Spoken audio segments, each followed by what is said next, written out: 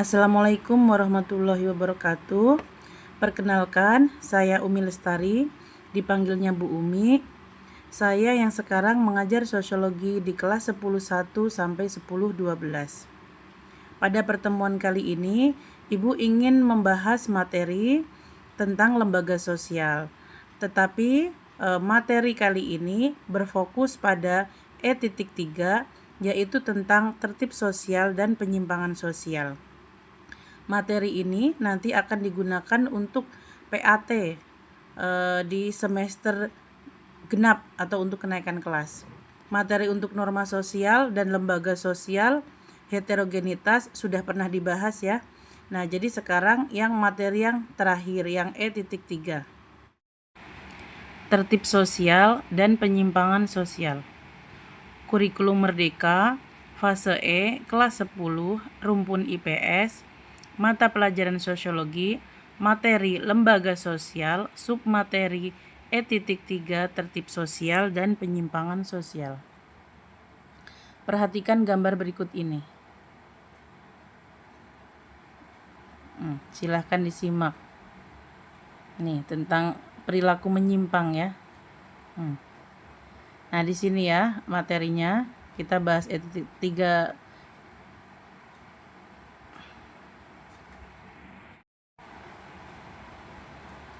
Tertib sosial dan penyimpangan sosial. Yang pertama sudah pernah dibahas tentang norma sosial. Norma sosial artinya adalah aturan atau kaidah. Norma dan nilai ini sudah kalian pelajari ya sejak SD. Kalau bahas norma sudah pasti bahas tentang nilai. Kenapa seperti itu? Karena aturan atau norma itu diciptakan untuk bisa mewujudkan nilai. Contohnya, misalnya ada peraturan dilarang buang sampah sembarangan, itu kan norma. Tujuannya untuk apa? Untuk mewujudkan nilai. Nilai apa? Nilai kebersihan dan nilai keindahan atau estetika, itu contohnya. Lalu norma itu sekumpulan norma akan menjadi pranata sosial atau melembaga, menjadi lembaga sosial. Lembaga sosial seperti yang sudah kalian pelajari, ada berbagai macam lembaga sosial ya. Ada lembaga politik, lembaga agama, lembaga keluarga, lembaga hukum, lembaga kesehatan, dan lain-lain. Yang semuanya itu memiliki fungsi. Fungsi itu dibagi dua, yaitu fungsi manifest dan fungsi laten. Fungsi laten yaitu fungsi yang tersembunyi atau fungsi yang sering tidak disadari. Lalu kemudian kalau fungsi manifest itu adalah fungsi yang nyata. Yang ini disadari, diharapkan, sudah diketahui oleh semua orang. Lalu kemudian nilai dan norma itu dipelajari melalui proses sosialisasi. Sosialisasi itu dibagi dua ya. Prosesnya itu ada sosialisasi primer, ada sosialisasi sekunder. Sosialisasi primer itu artinya pertama kali, itu dipelajari dalam lingkungan keluarga atau lingkungan di sekitar keluarga. Misalnya tetangga terdekat, kerabat terdekat, atau teman tapi teman yang terdekat rumah. Itu masih bisa dikatakan primer. Lalu kemudian proses belajar atau sosialisasi tentang nilai dan norma berlanjut menjadi sekunder. Itu dimulai dari saat sudah sekolah, lalu kemudian berlanjut misalnya saat sudah mengikuti organisasi, mengikuti klub atau sanggar, atau misalnya nanti sudah bekerja, ikut partai politik. Nah, itu mempelajari nilai dan norma. Lalu, untuk bisa menjaga agar lembaga sosial berfungsi dengan baik, masyarakat harus melakukan pengendalian sosial. Individu dalam merespon pengendalian sosial itu ada yang kemudian menjadi tertib sosial atau menjadi orang yang perilakunya itu sesuai nilai dan norma ya. Disebutnya orangnya itu konformis. Istilahnya tertib sosial adalah conformity atau konformitas. Atau malah justru menjadi seorang devian atau seorang pelaku penyimpangan sosial atau perilaku menyimpang. Pengertian perilaku menyimpang menurut pendapat beberapa ahli. Di sini salah satunya menurut James van der Zanden. Di sini menyebutkan bahwa penyimpangan adalah perilaku yang oleh sejumlah besar orang dianggap sebagai hal yang tercela dan di luar batas toleransi. Atau menurut Robert Lawang mengungkapkan bahwa penyimpangan adalah semua tindakan yang menyimpang dari norma yang berlaku dalam sistem sosial dan menimbulkan usaha dari mereka yang berwenang dalam sistem itu untuk memperbaiki perilaku yang menyimpang. Lanjut ya, selanjutnya nanti kalian baca sendiri saja.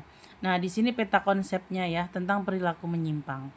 Perilaku menyimpang itu sebenarnya tidak hanya negatif ya, ternyata ada sifat positifnya juga. Di sini ya dalam arti bahwa walaupun menyimpang atau berbeda pada umumnya, tetapi ini bukan hal yang negatif, bukan suatu pelanggaran nilai norma atau bukan sebuah kriminal. Contohnya misalnya seorang perempuan yang dia hidup di masyarakat yang budayanya patriarkinya itu sangat kuat ya. Patriarki, arkos itu kekuasaan, patri itu laki-laki, yang menganggap laki-laki itu pemimpin. Laki-laki ditempatkan di sektor publik atau di luar rumah. Sementara untuk perempuan itu di sektor domestik atau di dalam rumah. Pada dasarnya pembagian seperti itu mungkin tidak menimbulkan masalah selama tidak menimbulkan ketidakadilan. Permasalahannya kemudian kaum perempuan yang ditempatkan di sektor domestik itu lalu kemudian juga dianggap sebagai warga kelas 2. Dianggap di dalam rumah itu tidak perlu sekolah yang tinggi, tidak perlu wawasan yang luas dan lain-lain. Lalu perempuan juga memiliki bakat, memiliki potensi, punya cita-cita, nanti bisa terhambat dalam budaya yang patriarki. Apabila perempuan itu dia bisa bekerja di sektor publik, dia ingin mengejar cita-cita, mungkin dia akan dianggap menyimpang, tetapi di situ positif. Contoh lain misalnya seorang pahlawan yang melawan penjajahnya akan dihukum. Nah, tetapi dia untuk mempertahankan negara. Ada lagi misalnya seorang aktivis, seorang pejuang, atau seorang ilmuwan. Ilmuwan pada zaman dulu, waktu dulu itu kalau kalian baca ya tentang sejarah di Eropa pada zaman dulu, banyak ilmuwan yang dibunuh, ya dihukum gantung. Karena ilmuwan itu orang yang berpikirnya itu kan beda dengan orang biasa ya. Dia sudah berpikir kritis, sudah berpikir ke depan. Tapi pemikirannya itu dulu dikira itu pemikiran yang menyimpang, dikira aliran sesat atau mantra-mantra setan. Nah, ternyata kan tidak terbukti. Sekarang sudah banyak para ilmuwan yang sudah kembali dipulihkan namanya. Lalu kemudian perilaku menyimpang itu juga berdasarkan bentuknya, ada penyimpangan primer, ada penyimpangan sekunder. Nanti akan kita bahas selanjutnya ya. Nah, lalu kemudian di sini ada macam perilaku menyimpang. Nah, menyimpang itu ada yang masuk ke dalam kejahatan atau kriminalitas. Tapi ternyata tidak semua penyimpangan itu adalah sebuah kejahatan. Contohnya ini ya. Nah, ini nih. Penyimpangan gaya hidup. Gaya hidup itu di sini misalnya dari sikapnya ya. Misalnya orangnya itu bersikap sombong, orangnya itu misalnya suka pamer gitu. Atau egois, atau misalnya dari penampilannya, penampilan yang eksentrik ya, gaya hidupnya yang unik, nyeleneh, aneh. Nah, begitu. Misalnya anak pang kan sering dikaitkan dengan perilaku yang eksentrik, tapi itu bukan sebuah pelanggaran hukum. Lalu kemudian kalau untuk pemakaian obat obat terlarang, minuman keras itu konsumsi yang berlebihan. Kalau ini juga sebuah pelanggaran hukum ya. Untuk yang ketiga itu ada lagi penyimpangan seksual. Kalau untuk penyimpangan seksual itu ragamnya ada banyak. Nah, di situ ada perzinahan, ada LGBT, ada pedofilia. Nah, itu dibahas lagi itu bahwa penyimpangan seksual itu ada yang masuk ke dalam ranah kejahatan, ada yang di situ tidak ada konsekuensi hukum ya. Tetapi ya di sini harus berhati-hati ya. Kalau misalnya pedofilia dengan anak di bawah umur itu sudah pasti kejahatan ya, tidak ada alasan kalau dengan anak di bawah umur itu kejahatan. Nanti terkena pasalnya itu pencabulan. atau eksploitasi seksual. Karena anak di bawah umur bukan masanya untuk malah justru diajak untuk berperilaku menyimpang. Lalu kemudian untuk hal yang lain, nah nanti itu bisa kalau ada waktu dibahas ya.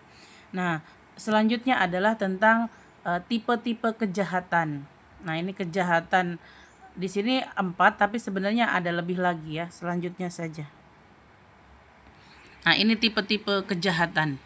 Ada white, yang pertama dulu, violent offense. Violent itu artinya kekerasan. Jadi apapun itu kejahatan yang memakai kekerasan, yang merusak barang, yang mengancam. Nah, ini namanya violent ya. Contohnya penganiayaan. Nah, atau ya perilaku menyimpang misalnya. Pencurian dengan kekerasan, perampokan, perampasan begitu. Lalu kemudian ada white collar crime, ada blue collar crime. White itu putih, collar itu kerah, crime itu kriminal. Di sini kejahatan yang dilakukan oleh orang-orang yang dari kelas atas, orang yang terpandang dan berstatus tinggi. Nah, contohnya kejahatan apa? Ya, di situ salah satunya sudah jelas adalah korupsi ya. Orang yang punya jabatan, orang yang punya pendidikan tinggi. Kenapa kerah putih? Karena para bos itu biasanya bajunya itu kan pakai jas warna hitam dan mereka itu pakai dalamnya itu kemeja berwarna putih. Lalu ada blue collar crime. Di situ tidak tertulis tapi di buku ada ya, atau kalau kalian searching ke internet. Blue itu artinya biru, kejahatan kerah biru untuk menggambarkan kejahatan yang dilakukan oleh orang yang berstatusnya itu rendah atau dari kelas sosial yang bawah. Di sini faktor kejahatannya karena untuk kebutuhan hidup. Contohnya misalnya mencopet, menjamret, gitu. Mencuri motor, mencuri ayam, begitu. Nah, biru itu karena biasanya para pekerja itu memakai baju yang berwarna. Lalu ada kejahatan tanpa korban atau victimless atau crime without victim. Kejahatan tanpa korban. Di sini maksudnya adalah bahwa para pelaku itu ya korbannya itu sendiri gitu. Contohnya orang yang berjudi, orang yang mabuk, orang yang pesta narkoba. Nah, itu mereka sukarela memang melakukan itu. Lalu kemudian ada organized crime atau kejahatan yang terorganisir. Ini biasanya dilakukan ini suatu jaringan ya, pelakunya lebih dari satu. Misalnya contohnya ini ya, kejahatannya itu penyalahgunaan narkoba, itu bisa suatu jaringan, mata uang palsu, human trafficking atau perdagangan manusia, misalnya perdagangan senpi ilegal ya, senjata api ilegal. Nah, itu terorganisir ya, itu suatu mafia biasanya. Lalu ada corporate crime. Corporate itu artinya perusahaan. Apakah kejahatan yang mungkin dilakukan oleh sebuah perusahaan? Nah, di situ contohnya kejahatan terhadap konsumen, kejahatan terhadap para karyawannya ya, misalnya eksploitasi tenaga kerja, tidak diberikan upah sesuai standar dari pemerintah. Dengan catatan harusnya bisa memberikan gaji sesuai standar pemerintah ya, kecuali untuk UMKM. Nah, itu pengecualian. Lalu kemudian kejahatan terhadap perusahaan juga bisa. Perusahaan melakukan kejahatan terhadap negara gitu ya.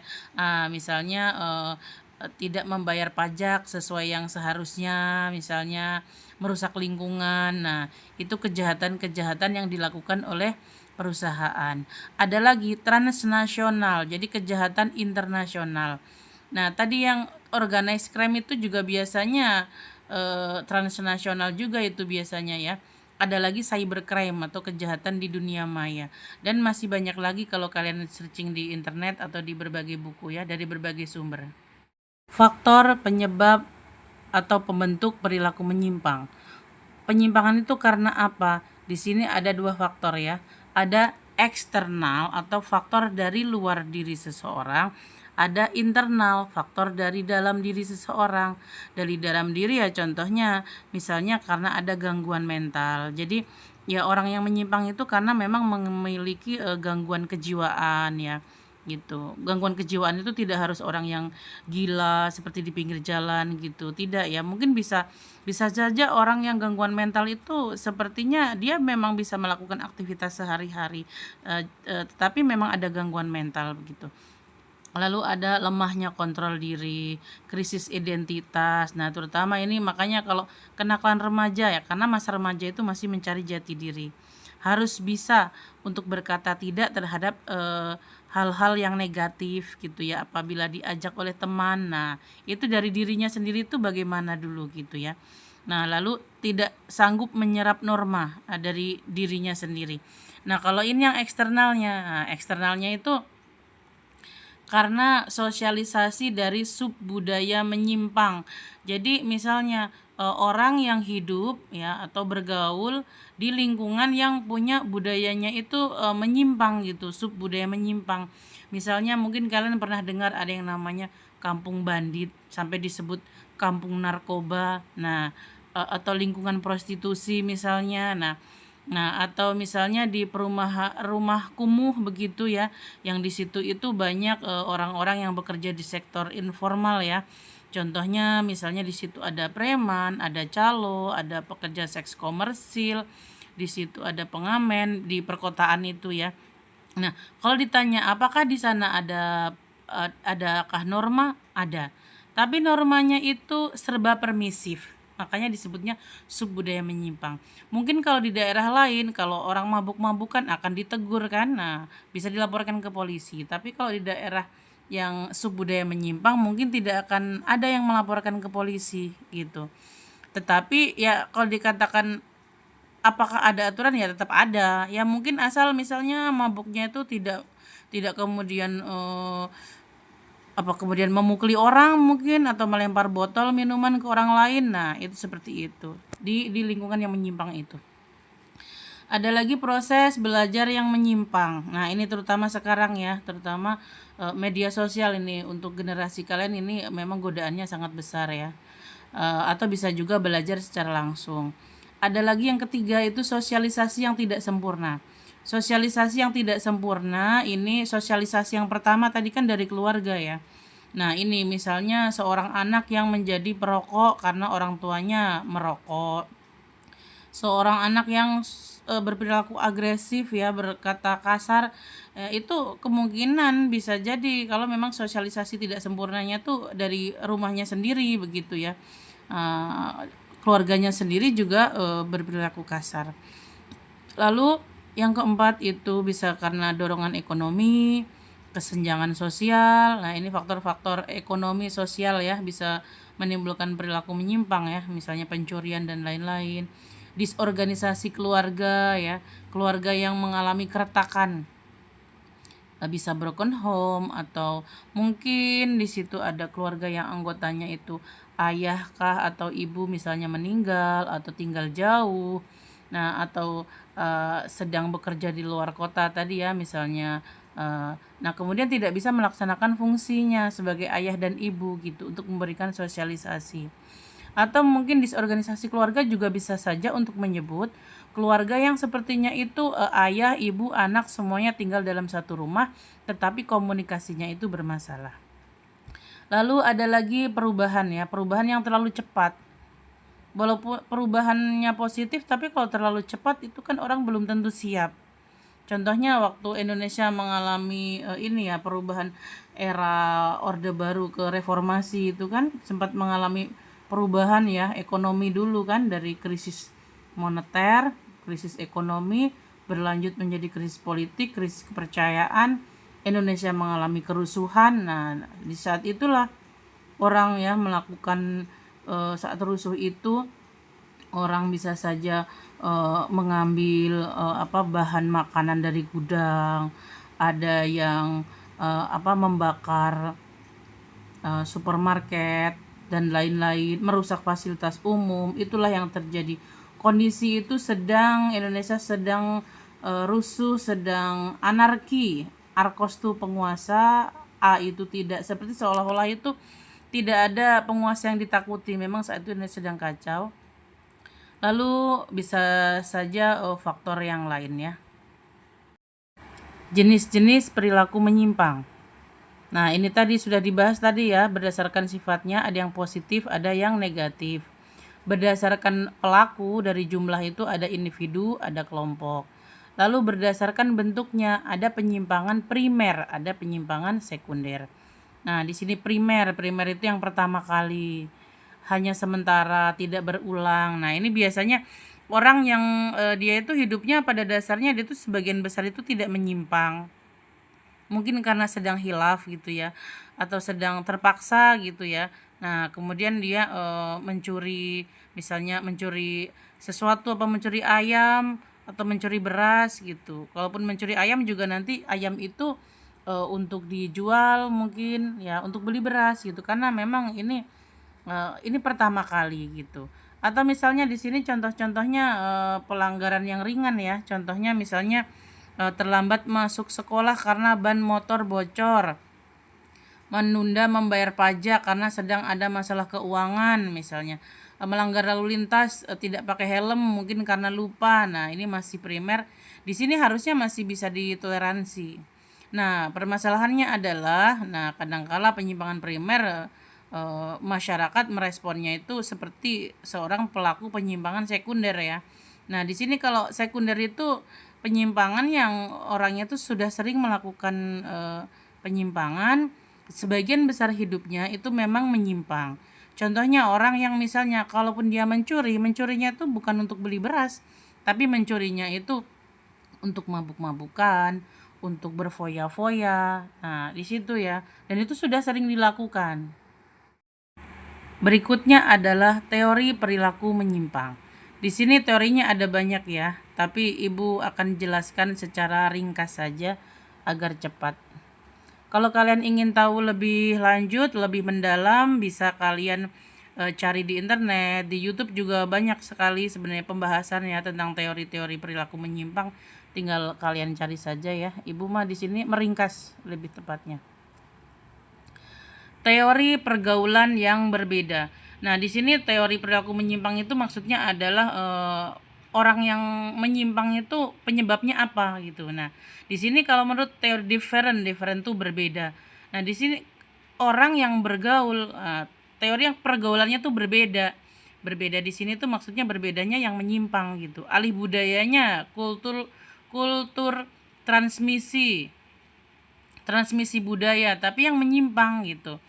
Nah, contohnya misalnya orang yang bergaul ya, bergaul semakin sering, semakin lama ya, semakin intens atau hubungannya tuh mendalam gitu ya.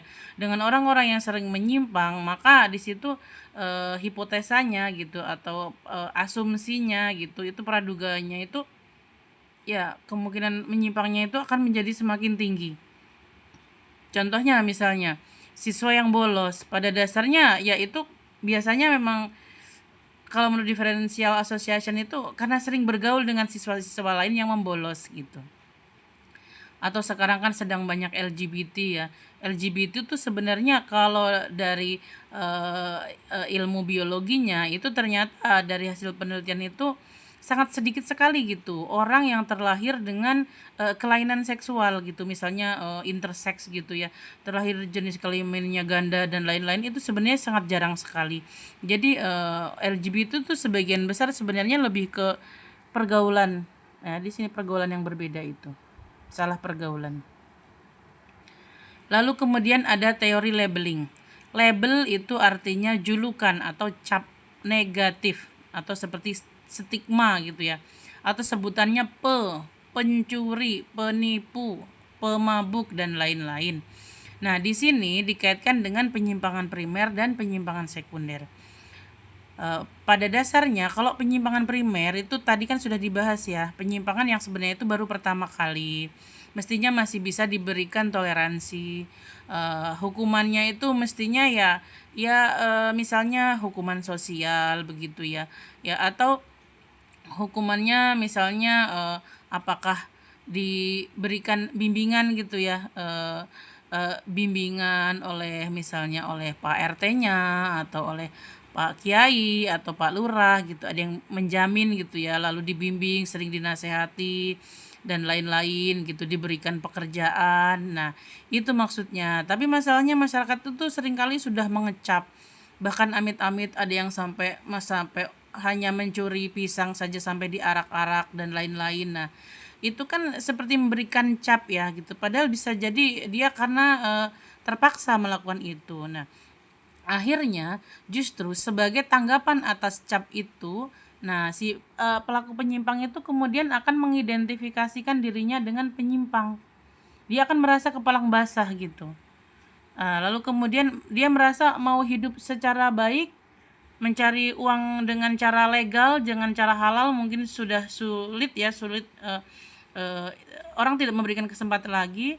Kemudian malah akhirnya malah terjun ke dalam penyimpangan yang sekunder, merasa ini kepalang tanggung gitu ya. Jadi sebenarnya teori labeling itu sebenarnya tidak disarankan. Selanjutnya adalah teori fungsi dari Emil Durkheim. Kalau kita bicara fungsi, fungsi itu pasti kita pikirannya kan hal yang berguna gitu ya. Nah, tapi kenapa kok di sini dikaitkan dengan perilaku menyimpang, kok ada gunanya gitu. Nah, ini menurut Emil Durkheim memang ada gitu.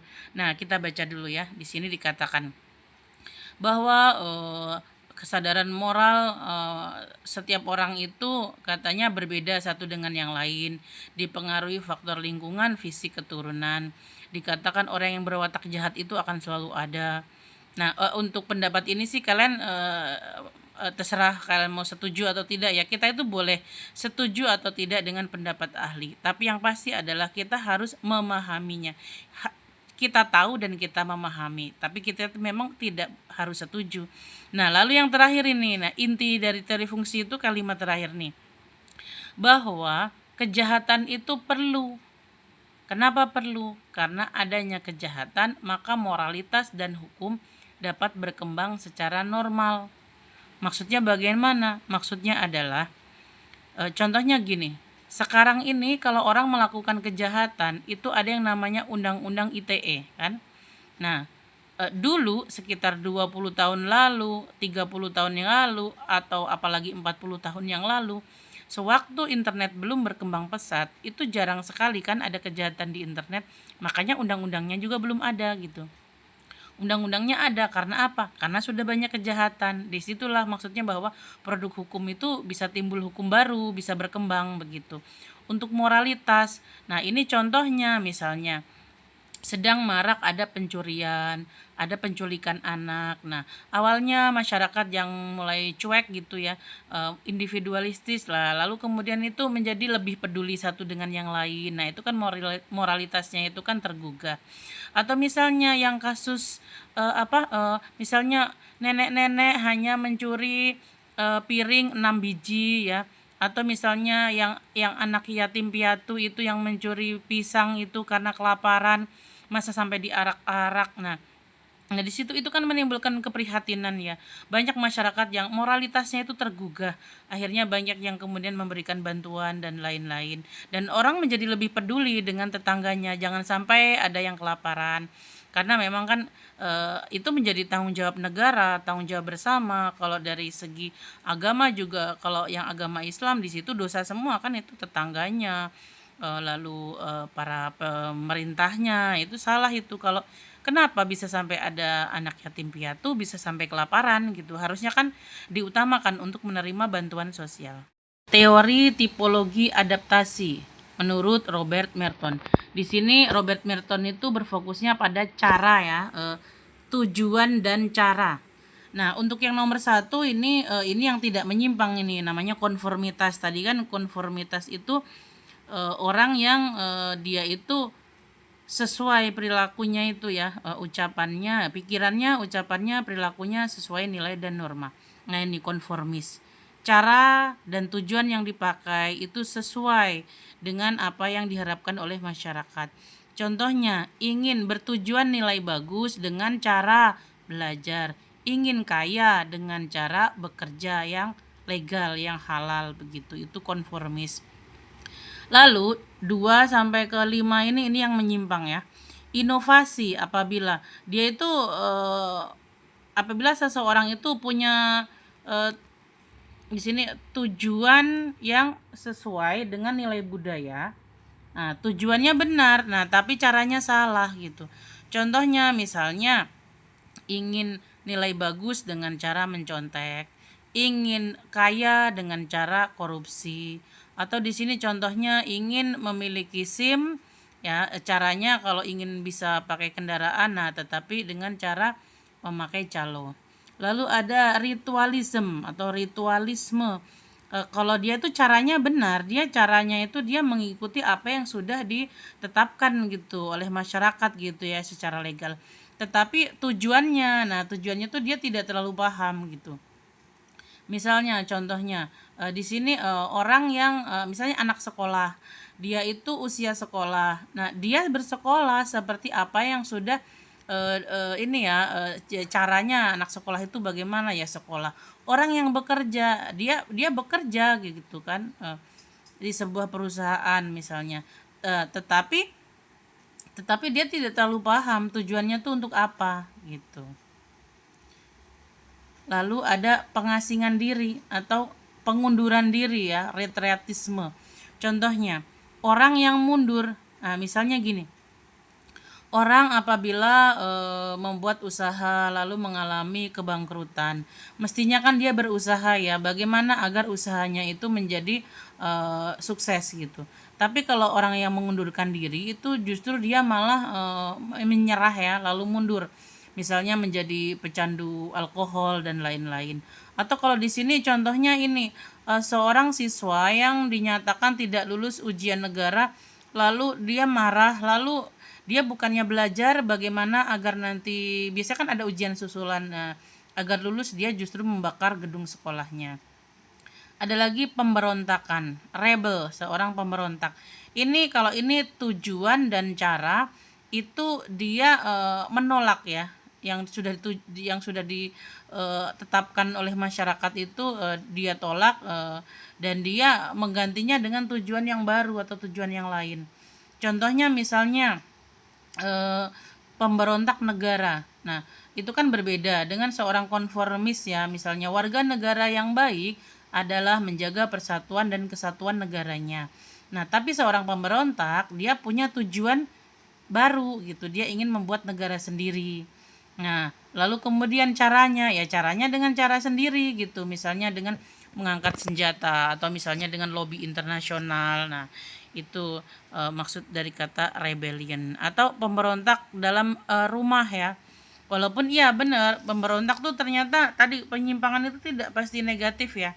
Misalnya contohnya seorang anak yang itu tadi ya, misalnya dia punya cita-cita yang tinggi gitu ya, dia ingin mengejar cita-cita, dia memberontak dari orang tuanya, dia tidak ingin begitu lulus SMA mungkin langsung dijodohkan, langsung menikah, suruh jadi ibu rumah tangga. Nah, sementara dia tahu kapasitasnya, dia itu tahu potensinya gitu ya, cita-citanya juga tinggi, mungkin dia ingin bekerja dulu. Nah, mungkin dia ingin kuliah dulu. Nah, itu. Walaupun kalau dikatakan memberontak, iya itu memberontak, tapi tidak semua pemberontakan itu hal yang negatif juga ternyata. Walaupun ya ada juga yang memberontak dari orang tua yang negatif kan begitu. Adalah teori biologi. Teori biologi itu mengkaitkan ciri biologis atau ciri fisik dikaitkan dengan perilaku menyimpang yang mungkin dilakukannya. Tetapi di sini saya ingatkan dulu ya, ada catatan. Catatan penting tentang teori biologi yang harus kalian ketahui. Teori biologi ini disebut sebagai teori yang sudah kuno atau ketinggalan zaman. Para ahli sosial ini meragukan ya tentang teori biologi ini, walaupun para penganutnya itu menggunakan alasan bukti empiris. Nah, empiris itu apa? Empiris itu dari kita amati sehari-hari. Jadi memang misalnya tipe tubuhnya begini, ciri fisiknya begini, penyimpangannya begini. Nah, tapi itu belum bisa dikatakan ilmiah karena ilmiah itu tidak cukup hanya dengan apa yang sering dilihat saja begitu. Nah, di sini para kritikus menemukan sejumlah kesalahan metode penelitian sehingga ragu ya atas kebenaran teori biologi ini. Tetapi ya kita cukup tahu saja. Ada Cesare Lombroso ya, ini tahun awal abad ke-19. Ini mengkaitkan kalau kalian cari di internet itu bahkan sampai keluar gambarnya ya. Misalnya ini gambaran seorang tukang racun, seorang pengkhianat, seorang pembunuh misalnya. Itu seorang istri narapidana, nah begitu. Mengkaitkan ciri fisik gitu. Lalu ada lagi William Sheldon. Nah, Sheldon itu tentang 3 tipe tubuh. Tipe tubuh itu endomorf, mesomorf, ektomorf. Jadi orang itu ada yang bulat, ada yang atletis, ada yang kurus. Nah, lalu mengkaitkan, oh kalau orang yang kurus itu kejahatannya bagaimana, kalau orang yang bulat atau gemuk itu bagaimana, orang yang atletis itu penyimpangannya nanti akan seperti apa gitu. Nah, itu teori biologis ya. Tetapi sekali lagi tadi ya, bahwa ini para ilmuwan sekarang banyak yang meragukan karena tidak ada bukti ilmiah ya. Nah, menganggap faktor biologis secara relatif tidak penting pengaruhnya terhadap penyimpangan sosial. Tidak ada kaitan secara langsung, tetapi memang kalau misalnya begini, ada yang pendukung teori biologi kan, tapi kan ada bukti empiris tadi kan, memang benar loh kalau yang begini tuh biasanya begini ya, misalnya yang cirinya begini itu biasanya orangnya begini ya, misalnya kalau di luar negeri mungkin misalnya rambut merah itu pemarah. Kalau misalnya di Indonesia, oh yang unyang-unyang banyak itu nakal misalnya ya. Lalu alasannya kan seperti itu. Pada dasarnya itu bukan karena rambut merah dia pemarah, bukan karena unyang-unyangnya banyak dia itu nakal, bukan, tetapi lebih tepatnya itu karena perlakuan orang-orang sekitar terhadap orang-orang yang memiliki ciri fisik tertentu. Nah, misalnya terhadap anak yang punya unyang-unyang banyak gitu ya, ubun-ubun ya unyang-unyang itu, maaf ya. Saya pakai bahasa Jawa karena saya orang Jawa. Nah, itu ubun-ubun gitu ya. Itu jadi bukan ubun-ubunnya yang bikin dia nakal. Pada dasarnya apa? Perlakuan orang-orang sekitar terhadap anak yang memiliki ubun-ubun banyak itu gitu. Misalnya ya namanya anak kecil kan memang belum paham ya tentang banyak hal gitu. Saat dia melakukan kesalahan, nah lalu kemudian orang itu ya seperti labeling itu, memberikan cap, memberikan kalimat-kalimat yang buruk ya, kalimat yang negatif gitu. Nah, itu disitulah justru kemudian ya si anak itu bisa kemudian menjadi negatif gitu. Beda dengan misalnya ciri fisik tertentu dikaitkan dengan hal yang baik. Misalnya kalau jidatnya itu menonjol atau jenong istilah Jawanya, dikatakan pintar. Lalu orang begitu, tapi benar kan jenong itu pintar? Bukan karena jenongnya yang bikin dia pintar, tapi karena support system. Jadi ya itu tadi perlakuan orang-orang sekitar itu positif ya, memberikan dukungan yang positif gitu. Jadi si anak itu lalu terdorong gitu untuk berperilaku positif. Selanjutnya teori psikologi. Psikis ya, di sini kejiwaan. Tadi sudah pernah dibahas tadi ya. Penyebab penyimpangan bisa jadi faktornya internal. Internalnya apa? Gangguan mental. Nah, gangguan mental ini dikatakan ya, menurut Sigmund Freud itu katanya diri manusia itu ada tiga bagian ya. Id, gerak hati, nafsu, ego ini sebagai bisa dikatakan ini akal, bersifat sadar dan rasional, dan super ego atau suara hati. Nah, di sini apabila manusia itu terlalu menuruti id, nah maka akan melakukan penyimpangan. Tapi kalau dia mengikuti suara hati, maka dia tidak akan melakukan penyimpangan. Di sini akal atau ego sebagai penjaga pintu kepribadian. Selanjutnya teori sosialisasi atau dari sudut pandang sosiologis. Di sini perilaku menyimpang itu dikaitkan dengan bagaimana proses interaksi, internalisasi atau internalisasi itu sosialisasi ya, proses belajar tapi yang sampai penghayatan gitu. Bagaimana seseorang itu dalam menghayati nilai norma gitu, berhasil atau tidak. Dan kontrol sosial atau di sini dikaitkan dengan sosialisasinya itu apakah sempurna atau tidak. Nah, sosialisasi proses belajar tentang nilai norma yang buruk membuat orang berperilaku menyimpang. Selanjutnya teori anomi. Nomi dari kata norma. Norma itu aturan. Ada tambahan kata a menjadi tidak ada norma. Nah, ini teori anomi ini menurut Emil Durkheim.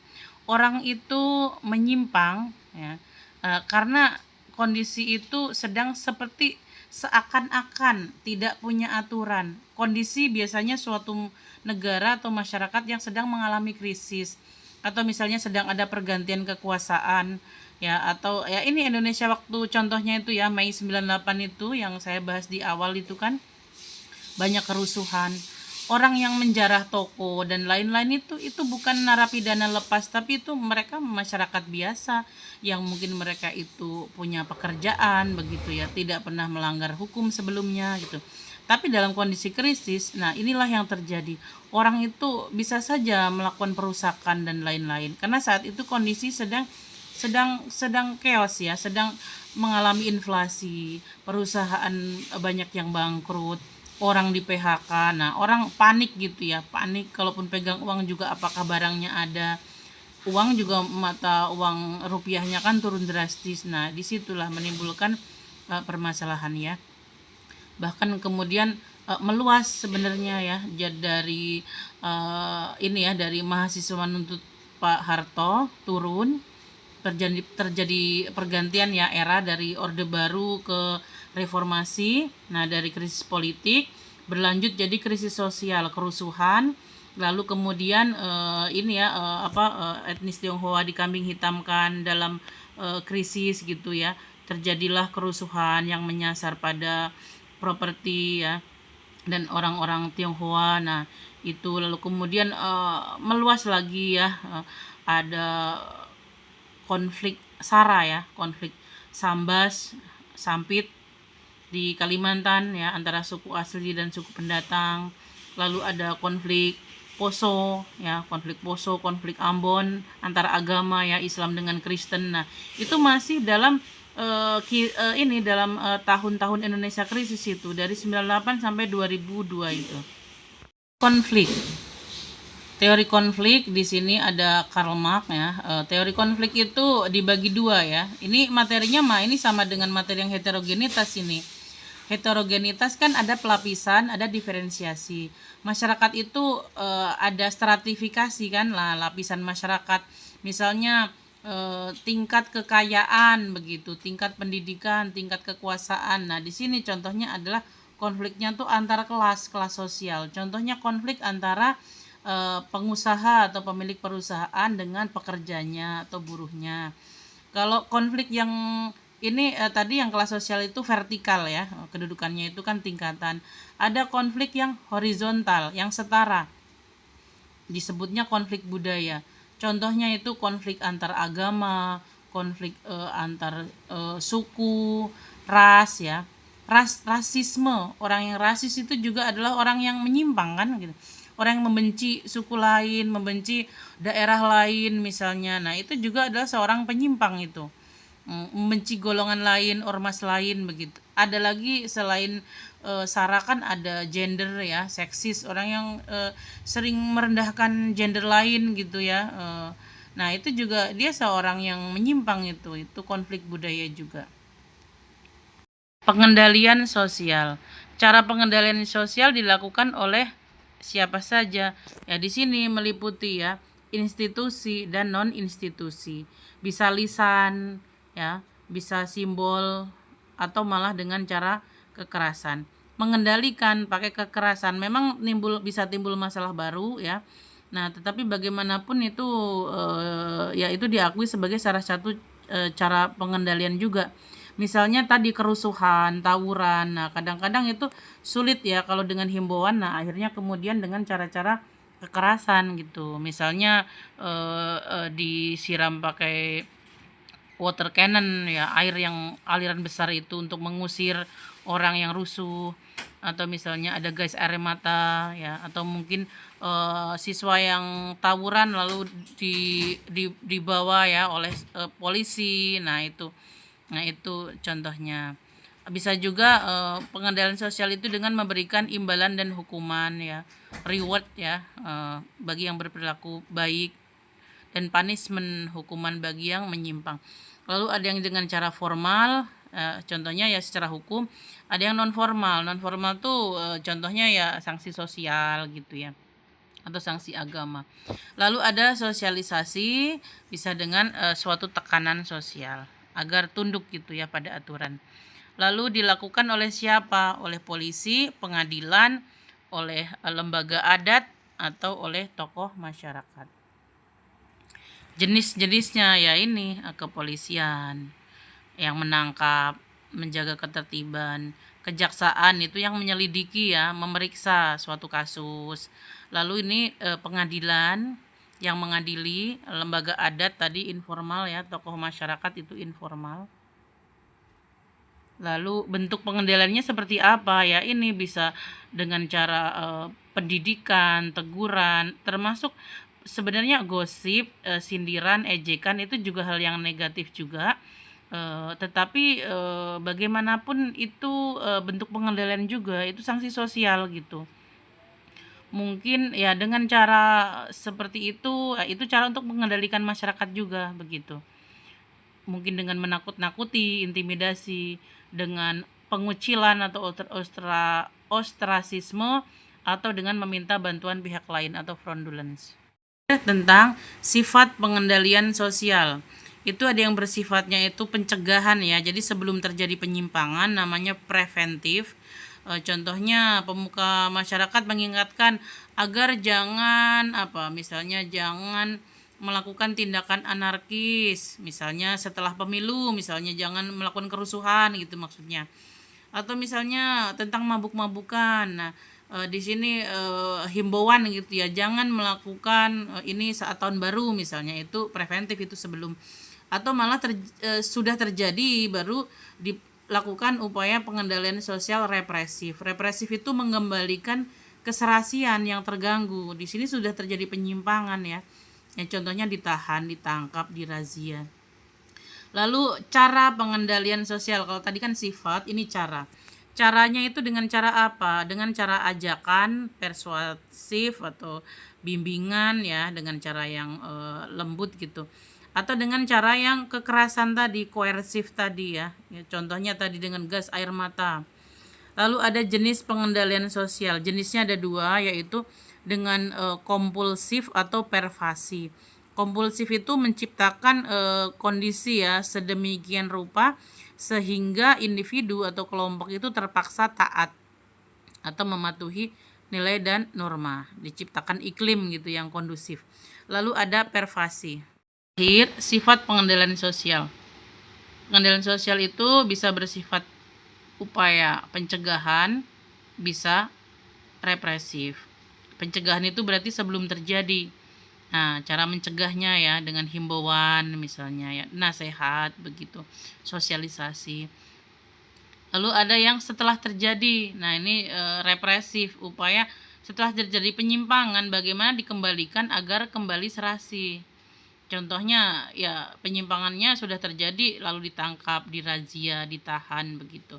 Lalu cara pengendalian sosial dengan cara persuasif, ajakan, bimbingan, ini dengan cara halus ya. Atau dengan cara koersif, kekerasan. Contohnya ya tadi ya, polisi membubarkan mahasiswa demonstrasi dengan gas air mata. Polisi menangkap para pelajar yang taburan, nah begitu. Lalu jenis pengendalian sosial ini ada dua. Ada kompulsif, jadi diciptakan kondisi sedemikian rupa, diciptakan iklim gitu ya, agar individu atau kelompok itu terpaksa taat atau patuh pada nilai norma. Atau dengan cara pervasi, jadi dilakukan secara berulang-ulang. Misalnya banyak iklan ya tentang dilarang jangan pakai narkoba, stop, jangan berlaku rasis, jangan merokok, tentang ada ada pamflet, ada brosur, ada iklan tentang bahaya-bahaya rokok. Nah, ini upaya pervasi.